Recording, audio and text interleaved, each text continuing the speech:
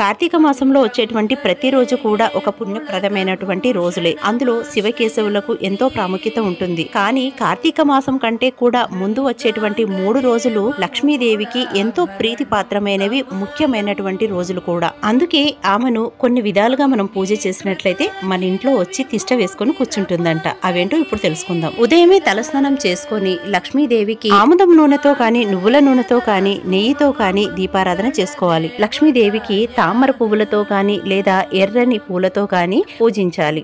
అలాగే లక్ష్మీ అష్టోత్తరాలతో కుంకుమ పూజ కూడా చేసి నైవేద్యంగా పరమాన్నం పెట్టండి. వీలు కాకపోతే చిన్న బెల్లం ముక్కనైనా భక్తితో సమర్పించండి. ధనత్రయోదశి, నరక చతుర్దశి, దీపావళి ఈ 3 రోజులు కూడా భక్తితో వ్యూహలక్ష్మి మహామంత్రాన్ని పారాయణం చేయండి లేదా వినండి. నరక చతుర్దశి, దీపావళి రోజున శ్రీ సూక్తం వినటం, గోపూజ చేయటం చాలా శ్రేష్టం. ఎంతో కొంత దానం చేయండి. లక్ష్మీ కటాక్షంతో పాటు అష్టైశ్వర్యాలు సిద్ధిస్తాయి.